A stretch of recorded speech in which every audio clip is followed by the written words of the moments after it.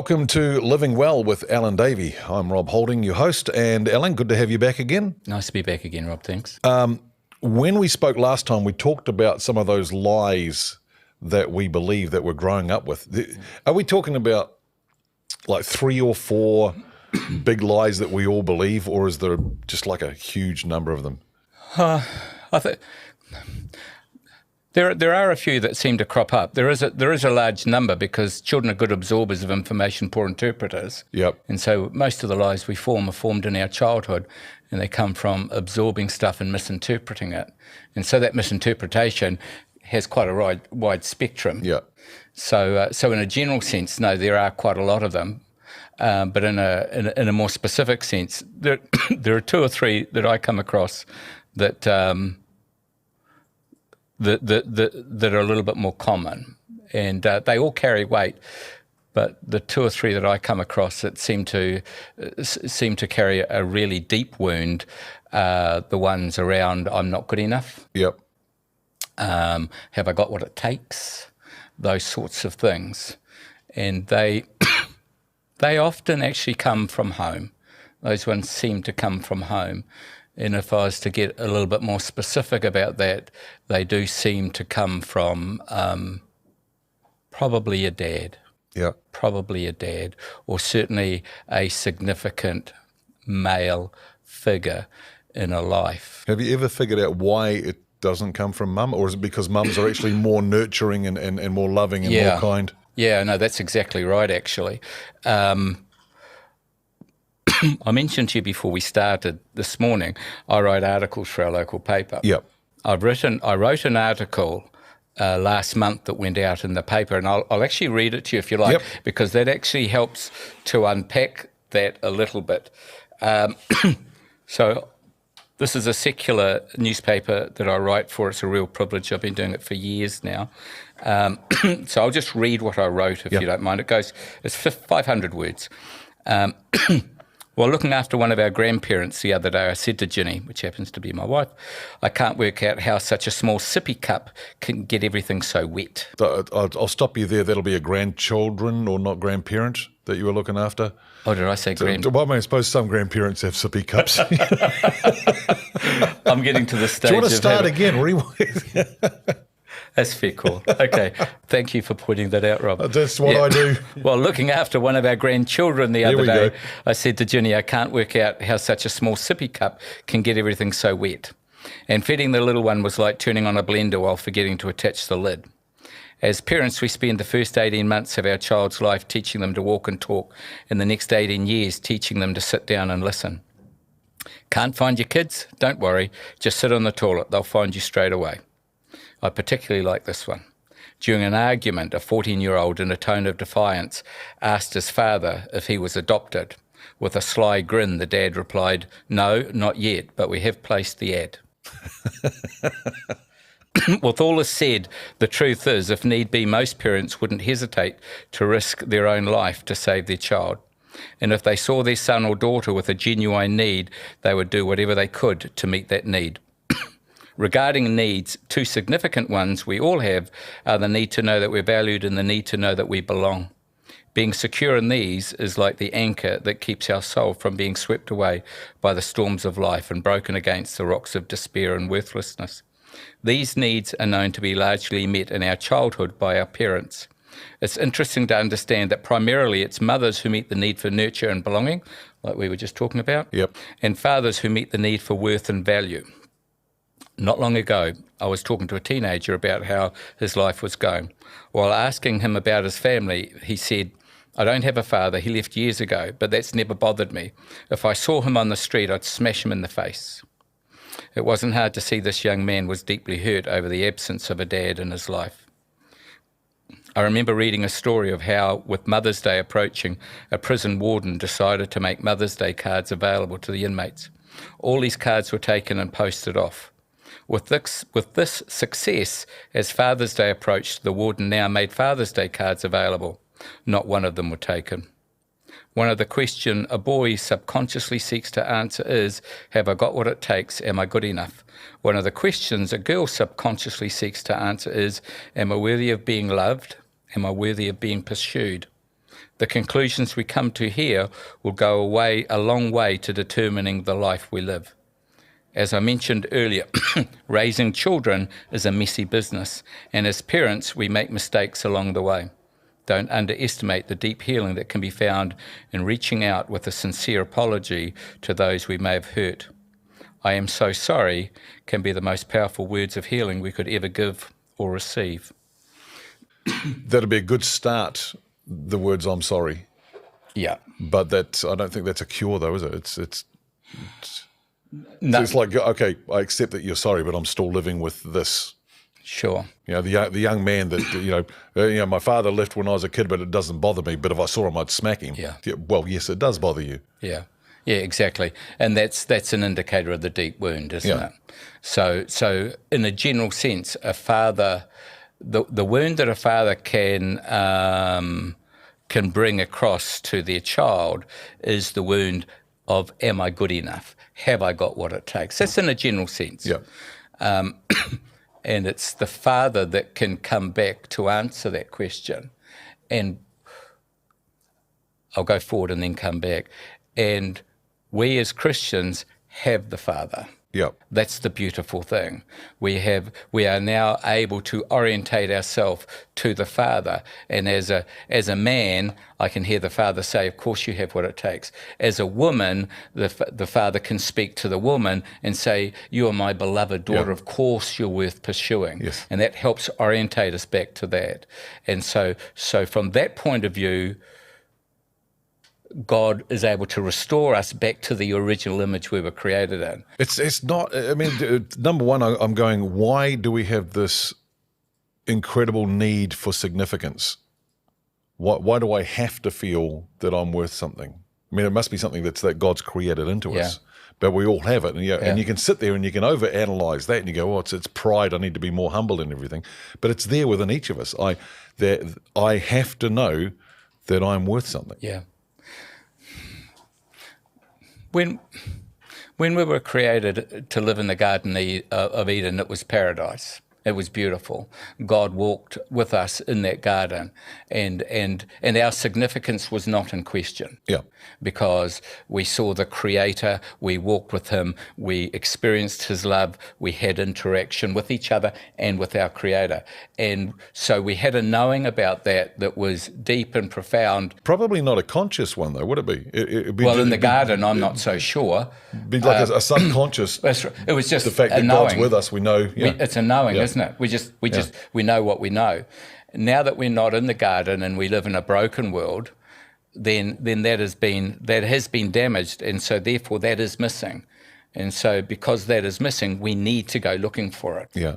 And it's in the going looking for it that the goal is to orientate ourselves back to where the security of that comes from. And when we don't do that, which basically is all of us, Rob, we're all born looking in the wrong direction. When we don't do that, then we look at ourselves in the mirror and we say, well, I don't have what it takes. I'm not worth pursuing. I'm not worthy of being loved. I remember, and I don't know if I mentioned this previously, one of my problems is I have so many stories and anecdotes that I keep using them over and over and over. But Gary Smalley, in one of his marriage seminars, and he had this little light bulb with a extension cord, and he says what we do is we go around, we try and get our light bulb to go and we plug it into Alan because he's a good counselor, so he's going to make me feel significant. But then what I end up doing is, and the bulb goes dimmer and dimmer. I've burned Alan out, so I'll go and find a girlfriend, or I'll go and this. He says what we need to do is we need to plug it into God. But often our understanding of God as Father, and I remember a song on Rima, and one of the lyrics was, I can't, it's like, because of what's happened in my life, I can't call you Father, so can I just call you friend? So our understanding, if you had an abusive father, an absent father, or whatever father, that tailors your understanding of God the Father. It absolutely does. And I think from a spiritual point of view, that's where the battle is. Yeah. Is reconnecting to who the Father truly is, who He claims He is, not who we perceive Him to be because of the damage that's been inflicted on us via, a male adult role model / father. So that's not just lies about me, is it? That's lies. I'm not just believing lies about me. I'm now believing lies about who God is as the Father, and I'm basing that on my natural father, whether I knew him or not. Yeah, that's right. So that's another lie to get rid of. Yeah. That's... So I've just created lots of extra work for you. Well, like, one of my lines, Robin, I would have said it probably numbers of times in the podcast we've had, is that the whole quest of our life is to regain the original image we were created in. Yeah. And so what is the original image? Well, the original image, I'm a son or a daughter of the living God who loves me. Yeah. That's the original image. So that's the quest of our life. And I think that is what it is all about. And so anything that's getting in the way of that, we need to recognise that and get it out of the way. Before lockdown happened, I was going to a local prison to run a program, probably 3 times a year, and was, what did we call that? Making your mind your friend for the inmates. Okay. Yep. And one day, going to this prison, it was a cold, frosty morning, and I got the seminar or the little meeting started about 9:30, I think, and so I was there about 9 o'clock, and so the frost was still down. It was very, very cold, and in this particular wing of this particular prison, it was built in the 50s, and it was made of concrete walls and iron bars. Concrete block and It literally was. So it was very, very cold. Even in summer it was cold, let alone what it felt like in the middle of winter in a frosty morning. And so we go into this large room. The guard takes me into the large room, and he's attempting to get the heater going. And the inmates are walking in, and the heater's not going to go. Okay. But he's making a valiant attempt because he needs to be trying to do something, because the inmates are not going to be happy. And so I'm in there, and the inmates are walking in, and they're looking around, and I won't use their language, but you'll get what I mean. It's effing cold in here, get the effing heater going. And the guard's having a crack at that. And I look at the inmates and I say to them, imagine the heater was going, how would you be feeling? And I caught the guard out of the corner of my eye, look at me, and he rolls his eyes back as if to say, don't wind these guys up, mate. They don't need to be wound up. And so I pursued it a bit further. I said, okay, imagine the heater is going here. How would you be feeling? Or it would be effing warm, wouldn't we? I said, yeah, okay. So now it's warm in this room. Now I want you to imagine you're not in this room anymore. You're out there in the hallway. What do you need to do to get warm? And they had some very creative ideas I hadn't thought of. But ultimately, they came up with the one that I was thinking of, which was to open the door and to walk into where the warmth is. Yep. So I said to them, okay, whose job is it? Is it the heater's job to find you out there? Or is it your job to come to where the heat already is, the warmth already is? Well, no, of course it's our job to come to where the warmth is. It's there, so it's our role to come in. I said, okay, good. And so I just took it a little further. I looked at them and I said, okay, who here wants love, joy and peace? And these are, big, burly, tatted up guys. Who here wants love, joy and peace? And all of them, without exception, of course we effing do. Yeah. And I said, God claims to be the source of that love, joy and peace. He's made himself available. Yeah. Perhaps the reason you're not experiencing it is because you're a little far away than you should be. You're standing out in the corridor refusing to come in. Exactly. I encourage you to come in because he's made himself available. Yeah. I never took it any further than that, but because I wasn't there for that. I was there to help them make their mind their friend and not to not to go down that track. But I did make the most of that moment for them. It's because the closer we get to the source of life, and I guess that's my point, the closer we get to the source of life, the closer we get to God, the more we are actually genuinely able to experience him as he truly is, not as our perception perceives him to be. Yeah. And there are things that get in the way of that, absolutely, and that's the role of a pastor and a counsellor and a community of faith and those sorts of things. It's not going to happen overnight. It's, to quote Rachel Hunter, it's we learn by rote. In the classroom we had 2 + 2 is 4 and 3 + 3 is 6, and we learn that by rote. And it's what we've learned, these lies that I'm believing about myself, I've learned because as a child they were repeated over and over and over. My perception Whether it was intended or not, my perception has put that lie in. You can't just go, oh no, actually, Alan, you are significant. You go, oh, bang, great, I'm fixed. Yeah. It needs that repeated over and over. And again, I said the weekend a couple of times to me the significance to understand the love of the Father. It's like, imagine that you're walking into the throne room of God, right? The elders and the beasts and the angels are there, and they're all, God's just running the whole universe and everything, and you're sort of like a little kid sneaking between the wings and under there, and God's sitting on the throne, and he sees you, and he just goes, and so you sneak around the back of the throne, and you jump up onto his knee, onto his lap, and he just puts his arm around it. He's still continuing to run the universe, right? And he just bends down, he kisses you on the head, and he goes, yeah, I love you so much. Yeah, go and play. We need that reinforced over and over and over. We've got to make the decision to come in, but it's got to be reinforced. It's not a one-off. No, it isn't. And that's why we need each other. Yeah. And that's why we actually need to be gentle on each other. Most all of us are fighting some sort of a battle in our being. Yep. So let's be gentle on each other. Let's express what that should be looking like. In our lives and through our lives. Yeah. Was it Ephesians 4:29? I think it's that one. They're building each other up. With positive words. Yeah. It's like, you remember? Did you ever play indoor cricket? No, I've seen it though. Do you know the rules of indoor cricket? No. Okay. So you have a set number of overs that you are in for, right? So you can't go out, right? So you're in for 5 overs. So if somebody bowls you out, you don't actually go out. You just lose 5 runs. So you're in there, you block the ball, no run, right? Hit the ball, good, you get 1 run. Give it a decent hit, you get 2 runs, right? The guy bowls you out, -5. So now you're on -2. So you get another 2 runs, you're back to 0. He bowls you out again, or somebody catches you, you're now on -5. And so often we start in that sense of well-being. Because of those lies, because of our upbringing, we're starting on -150. Right. And you're not going to jump to positive runs in one step. It's a slow process. How hard is it to explain that to people that are trying to get out? Because, I mean, you can make the decision, you go, I understand, that whole trace it, face it, and replace it with the lie, right? Like, okay, I understand that what I've been believing about myself is wrong. How hard is it for people to walk through a slow process because we want to be healed like that? I think it's a bit individual.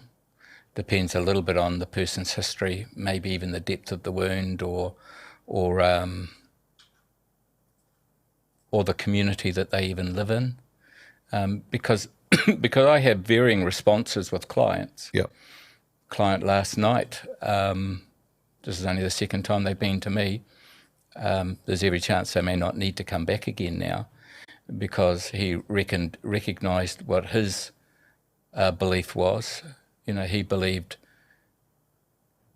and I'll say this because it's not exactly what he said, but I'll use this as the term. He believed that he was gormless. So gormless people are not successful. Gormless people just follow along. Gormless people don't lead. Yeah. Well, he's being trained to be a leader. And when he recognised that actually that's not the case, he was then able to step into what the truth is. And now he needs to live in that. Yeah. And so that's the hard yards, because you've got all these other triggers and these memories and events that you're not used to being involved in because you've always been on the back foot of that. Yep. So he needs to allow himself to get a little bit uncomfortable about that. But he now can, because he realises that actually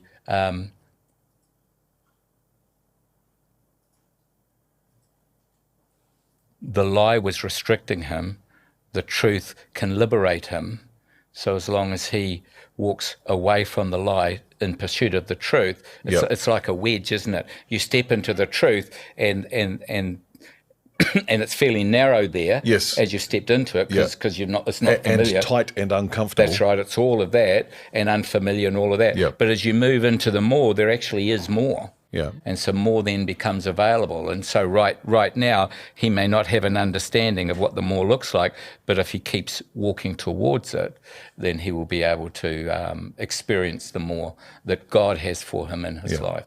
So he's got an initial understanding that was a lie he was believing, and that there is more to him, and yet doesn't have the skills yet to be that leader. Or That's to good. lead, Yeah. Because Well, that's the other. I think the other danger is it's like people that have depression, clinical depression, and they're taking medication for it. What happens when you take your medication for your depression? You feel better, so you go, "Oh, great, I'm better. I don't need my medication anymore." So you can also make that mistake, I suppose, of going, "Oh, thanks, Alan, won't need you anymore." Right. And 12 months later. Is if the truth is robust, which the goal is, the truth is very robust. Yes. That's the goal. Yep. If the truth is robust and you own the robustness of that truth, and you are intentional about pursuing that, there's a concept I really like. Very, very simple. Try, fail, learn, grow. That's it. Yep. Try, fail, learn, grow. When we were born, we didn't know how to walk. How do you learn to walk? Well, you try. You make a mistake. Yep. And that helps orientate you in your brain. You realise, well, that didn't work. I've got to try that a bit different. And so you try, you fail, you learn, you grow. Yeah. And then you try, you fail, you learn, you grow. And so, and that's the trajectory. Anybody that's successful, that's how they got to be successful. It's interesting. There's an avant-garde musician called Laurie Anderson, and one of her songs, she says, walking is just falling and catching yourself. Right, that's good. So walking is actually failing and learning, right? I'm falling. Oh no, I've learned how to catch myself and stop myself from falling.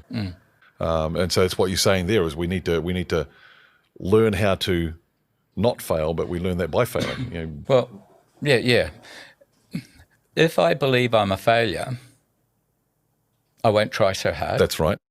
And if I did try a little bit and I failed, because that's what happens, you always get to the extent, you always get to the end of yourself. That's progress, isn't it? You always get to the end of what you know, and then you make a mistake, and so then you fall. A person that believes they're a failure, they either won't take themselves to the extent they should, or if they do, they'll just determine in their soul, they'll say to themselves, I'm never going to do that again because that's ugly.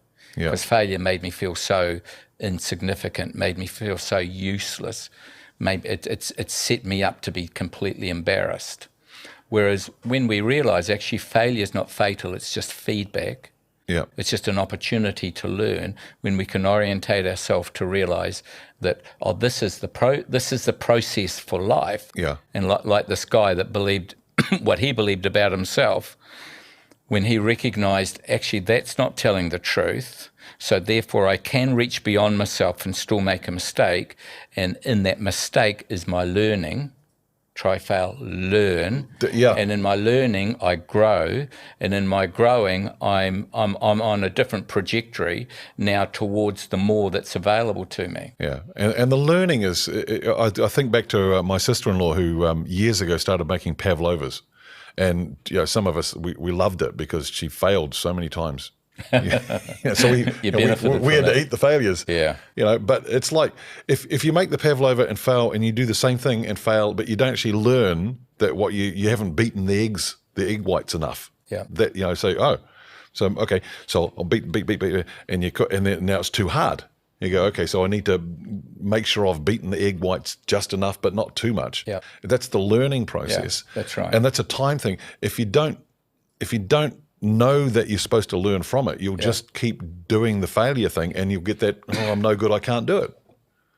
And if you believe the lie about yourself that you are a failure, you are dumb, you are useless, then you won't extend yourself anyway. What's the line that I really like? I don't know if I'm going to remember it now.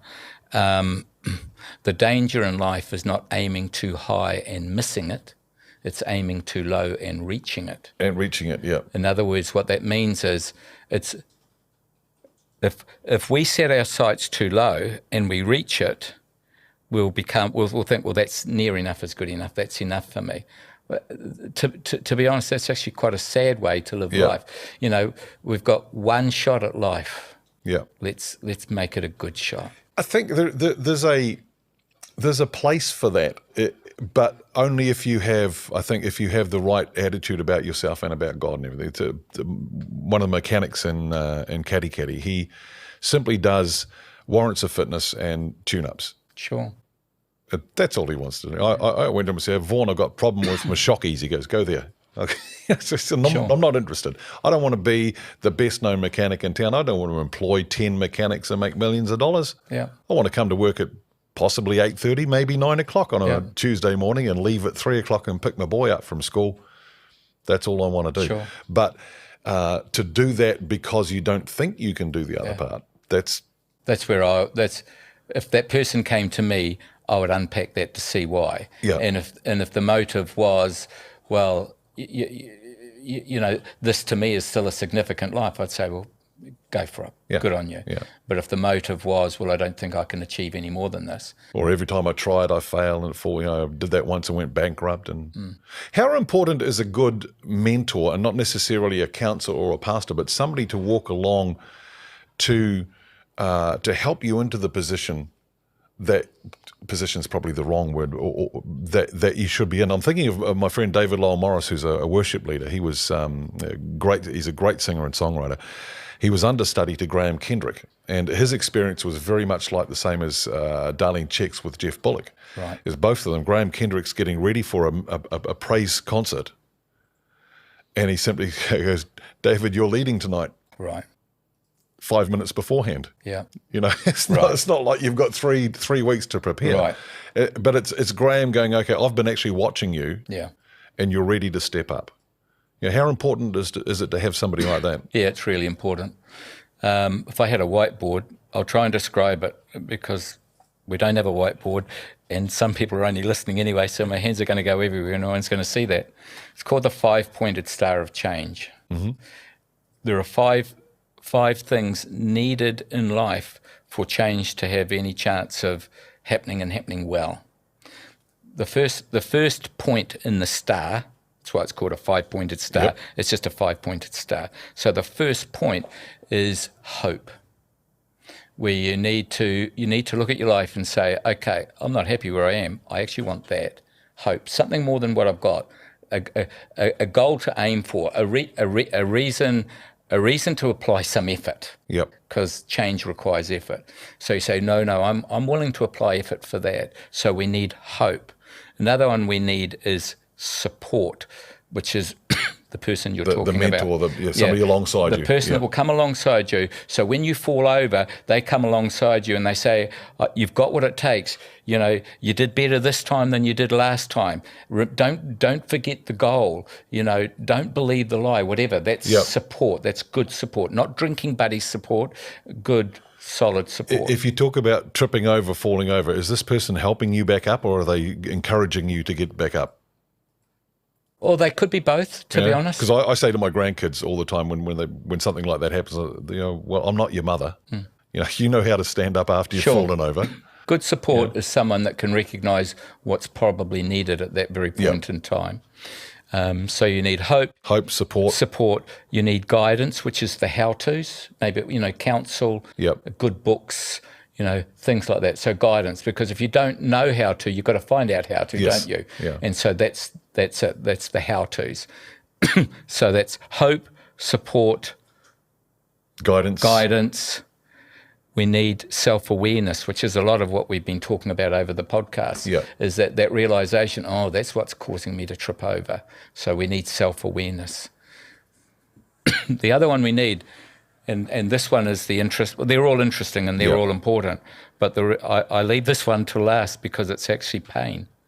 We need pain because how easy is it to change? It's not easy to change, and so therefore change is uncomfortable. Yeah. So we need to be able to find ourselves in a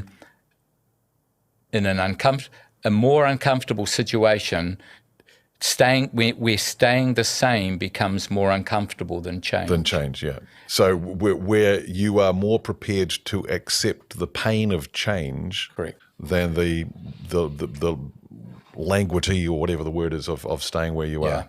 Yeah, exactly. And and for some people, that pain threshold, unfortunately, can be very high.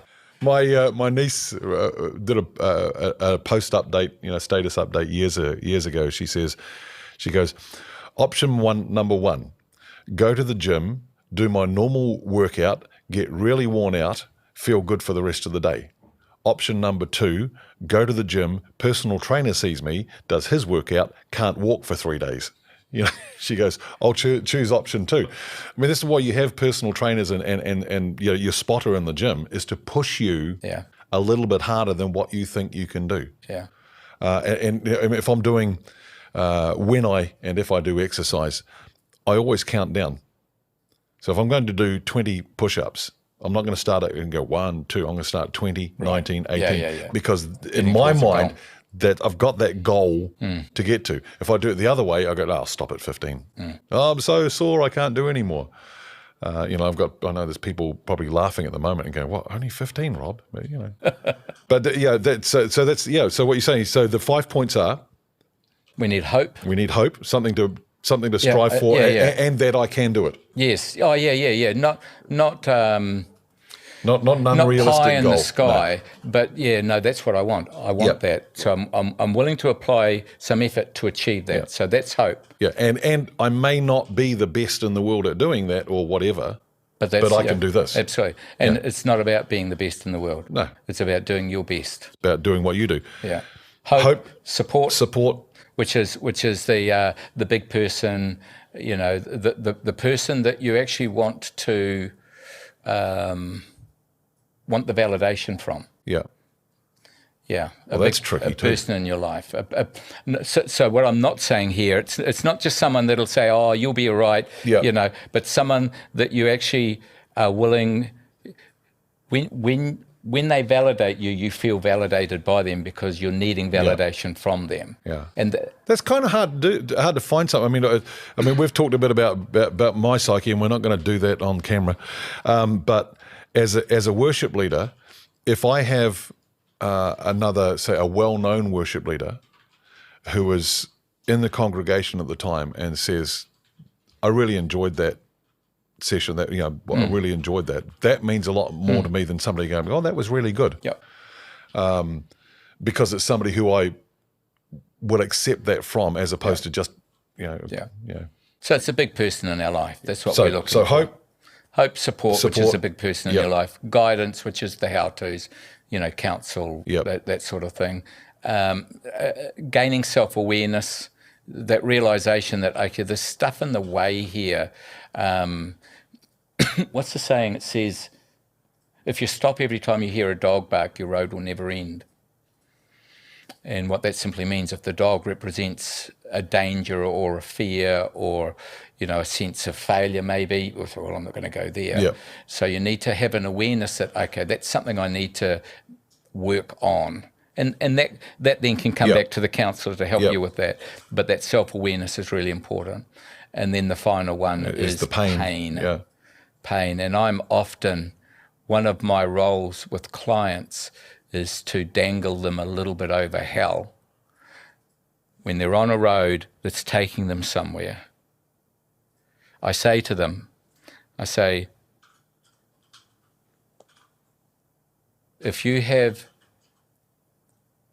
drinking is causing problems, you have a drinking problem. Do you have a drinking problem? Is drinking causing problems? Yeah. Oh, flip. Now you put it like that. Yes, it is. If anger is causing problems, you actually have an anger problem. Is anger causing That's problems? an interesting way of looking at it, because if you go to the drinking, you go, well, it's not a drinking problem. I don't drink that much. I don't always get drunk. Sure. But if the drinking is causing problems, you have a drinking problem. That's a drinking problem. Yeah. So it just helps reorientate it. And clients, and I need reorientating. I have my views of what I think is okay, and someone else can come along and give me a view that I need to consider. That's really healthy. Yeah. We've got blind spots. I want people to challenge me. If they see something in my life, as long as it's a close enough person, Yep. not just somebody on the outside throwing a rock at me, but I want a close enough person to say, Alan, I'm noticing in these situations, these sorts of things are happening. I've seen it happen more than once. Do you think there's something there for you to look at? And I would like to think I'm willing enough to say, I actually do need to think about that. But we're human, aren't we? Yep. Yes, no. That's right. I'm fine. I'm a counsellor. What's the first response we give to anything? No, not me. Not me. Yeah. Was it me? Yeah. But that's not being honest with ourselves, and that's not helping us to grow at all. Not at all. I always think of I know it comes back to the father wound, but in the end of Malachi, it talks about Elijah will come and he will bring the hearts of the fathers to the children and the hearts of the children to the fathers. When we look at God wanting that relationship with us and providing us the image of himself as a father, I have to go, those wounds are instigated by Satan. Mm. And do I really want to hold on to that Satan has specifically and purposely, almost as a sniper, he's known exactly where to hit me with? It's absolutely right. I mean, I think we talked about maybe even in the first podcast that the only access the devil has into our life is through the lies we believe. Yeah. That's a profound thought, that the only way the enemy can get at us is through something I believe that's counter to what God would believe. You know, the word sin simply means anything God doesn't agree with. Sin is anything God doesn't agree with. Yeah. So if I believe that I'm useless and God says I'm not, then I would say that's error, that's sin. Yeah. Not sin as in God saying you disgust me, but sin as in we need to orientate ourselves back to what the truth is. Yeah. Because it's the truth that sets us free. So that's the whole quest, as I have to keep coming back to. And Jeremiah often says, God says through Jeremiah, I rose early sending the prophets to call you back to me, to say, please, in this case, it's change your actions, but your actions are guided by your thoughts. Mm. So please change, get rid of that sin and come back to me. Yeah. And that's God's heart. He wants, he created us for that relationship with him, and Satan wants to destroy us. Well, the word repentance, we see it as an army term, or some of us can see it as an army term. What is repentance? I was at a church meeting. I'm being vague now. It's just like, how do I say this so that nobody can identify the church or the person? Yeah. I was at a church meeting where there was a baptism. I had nothing to do with the baptism. I just happened to be there. And there were two big fellas being baptised, which is beautiful. Yep. And you could tell, I didn't know them, but you could tell even by the look of them that they'd had a rough background and they'd had a change of, Christ had obviously come and entered into their life. And the pastor, before they were going into to be baptised, the pastor brought a message, and he was speaking to these men, and he said, you need to turn from your sin and start doing what's right and leave what's wrong. And it sounded okay, but I was a bit upset by it. There's nothing I could do. It wasn't my role anyway. The reason I was upset by it was because the word sin, the word repentance isn't just simply about turning around and going another way. Because we call it an army term where repent, about face, we go a different way. I was going this way. I was living a life that was harmful. Well, harmful. Getting in the way of true life. And so then I turn and go another way. So repentance is to turn back and go a different way. I actually like Derek Prince's version of what repentance is. Repentance is to change your mind. Repentance is to say the way I was going actually led to destruction, actually was no good for me, no good for my family, no Yeah. good for my community. And it was horrible. The food was horrible. The lifestyle was horrible. We need to see it like that. And then we turn and we say, and I'm changing my mind. I'm going the way that leads to life, that leads to love, that leads to joy, that leads to peace. And that's quite different than just trying to grin and bear it and turn a different way while you're still looking back at what you thought was actually a lifestyle that had some appeal. It's interesting in the Western mindset that we have. If you use New Testament versus Old Testament, the Greek repent is that mind change.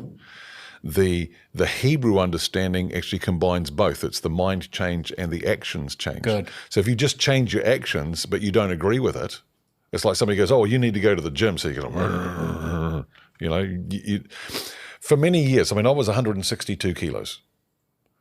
Right, because I thought that's not going to bother me. I don't need to eat right and I don't need to exercise. And all of a sudden I jump on the scales and it goes one at a time, And so I repented and realized that I needed to eat better and I did need to exercise. And 10 years later, I was still 162 kilos. Right. Because I'd done it in my mind. I hadn't done it with the actions. And it's got to be both. And every time I'd tried it with just the actions, because I hadn't repented in my mind that my eating habits and my exercise habits were wrong, I'd go to the gym and I'd stop and I'd try this and I'd stop because it wasn't the two things together. Yeah. Yeah, the other Derek Prince line is, God will deliver you from your enemies, not your friends. Yeah. So when we recognise that lifestyle is an enemy, Yes. even though the food might taste all right, it's actually killing me. Yeah. Every smoke I have is, 10 minutes off my life. Yeah. That sort of mindset. Then you're getting, there's more of a chance of you being able to say, no, I actually hate that. There's only one thing an addict needs. It's possibly a little unfair. The most important thing an addict needs to recognise is that this addiction is my enemy. Yeah. Like genuinely my enemy. It's not my friend. I'm not okay. No. And when an addict, which is all of us to some degree, so I'm not, when an addict is able to say, no, I actually hate this. Well, what will you do to get rid of it? I'll do whatever it takes. Okay, now we're getting somewhere. Yeah. Because, the one convinced against his will is of the same opinion still. You can, as a counsellor, I can convince somebody of something, and on the inside they're saying yes, and on the outside, they're saying yes. On the inside they're saying, nah, I still like what I do. That's right. Yeah. And so that's the dangling them over hell bit, where I take me in my own thinking, Alan, this way of thinking, this attitude you have, where will that take you if you keep up with this attitude? And I'm reasonably well aware enough to be able to take myself down that road. And I look down there and I say, okay, is that good for me? Is that good for my family? Is that good for my community? And is it a reasonable representation of Christ, God, who I actually represent? And often the answer to that is no, and then it gets blimmin' hard. Yeah. Because then it's done. Now I have to do something. Well, it's absolutely right. And as I said to my supervisor a little while ago, I was having a bit of, not a moan, but unpacking stuff. Yes. Supervision. It's also called moan.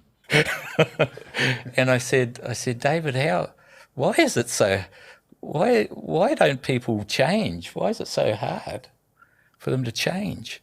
And he just looked at me and he said, why is it so hard for you to change? It's the same question, It's hard for us to make change. Thanks, David.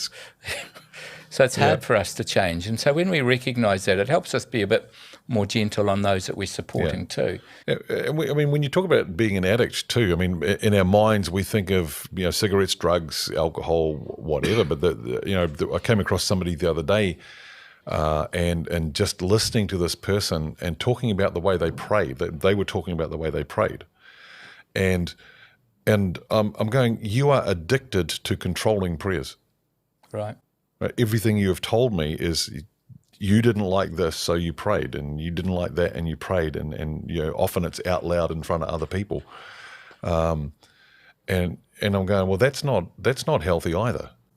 It may not be cocaine or pee, but this thing that even, and maybe we can touch on this because we're going to run out of time shortly, but maybe next time we could look at some of the spiritual sides of our life that, again, is when we go back to that lie that we're believing, that's affecting our ministry and just our Christian life.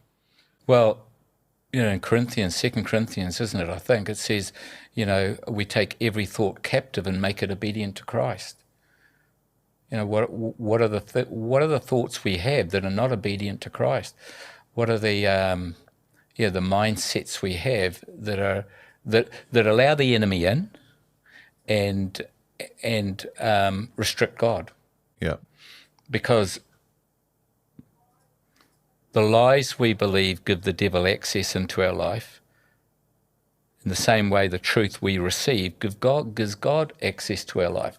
So if we're on a crusade to root out lies in our life, and on a crusade to replace the lie with the truth, let's see what you look like in a year's time. Yeah.